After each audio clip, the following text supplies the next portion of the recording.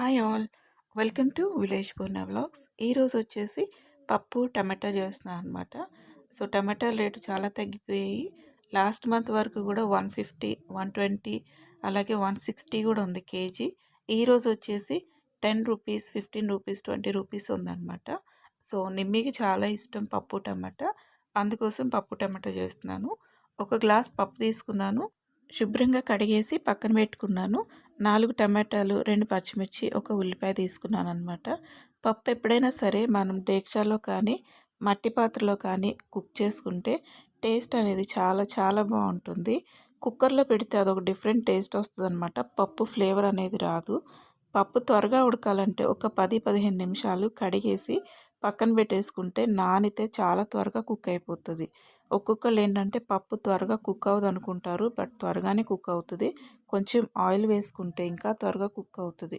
So తీసుకున్న పప్పులోకి కొంచెం జీలకర్ర, పసుపు, తగినంత వాటర్ కూడా వేసేసి ముందు బాయిల్కి పెట్టేసుకుంటానమాట. మనం ముందే టమాటా, ఉల్లిపాయ ఇవన్నీ వేస్తే పప్పు అనేది కుక్ అవ్వదన్నమాట. ఎప్పుడు కూడా పప్పు టమాటా వండేటప్పుడు పప్పుని ముందుగా కుక్ చేసుకోవాలి. ఆ తర్వాత సగం ఉడికాకే మనం టమాటాలు అనేవి యాడ్ చేయాలన్నమాట. కొంచెం చింతపండు కూడా నానబెట్టుకుంటున్నాను. అయితే చింతపండులో ఎప్పుడైనా సరే ఇసుక అనేది తగులుతుంది. చింతపండు వాడేటప్పుడు దాన్ని శుభ్రంగా కడిగేసిన తర్వాతే మనం యూస్ చేసుకోవాలి. సన్న ఇసుక అనేది డెఫినెట్గా ఉంటుంది. ఎందుకంటే అది ఎలా పడితే అలా ప్రిపేర్ చేస్తారు కాబట్టి చింతపండుని ఎప్పుడు కూడా వాడే ముందు క్లీన్ చేసుకోవాలన్నమాట. వంట చేసేటప్పుడు కొన్ని కొన్ని మనం ఐడియా పెట్టుకుని చేసుకుంటూ ఉండాలి. సో పప్పు చూసారు కదా, చక్కగా కుక్ అయిపోయింది. ఇప్పుడు దీనిలోకి టమాటా, పచ్చిమిర్చి, ఉల్లిపాయ, తీసుకున్న చింతపండు, తగినంత కారం కూడా యాడ్ చేసుకుని ఒక 5 మినిట్స్ మూత పెట్టి కుక్ అవనిస్తే త్వరగా కుక్ అవుతుందన్నమాట. టేస్ట్ అయితే చాలా బాగుంటుంది. మీరు కూడా ఇలాగే ట్రై చేయండి. డెఫినెట్గా రుచి అనేది మీకు నచ్చుతుంది. ఆల్మోస్ట్ అందరూ ఇలానే ప్రిపేర్ చేస్తారు. సో ఇది నా స్టైల్ అనమాట.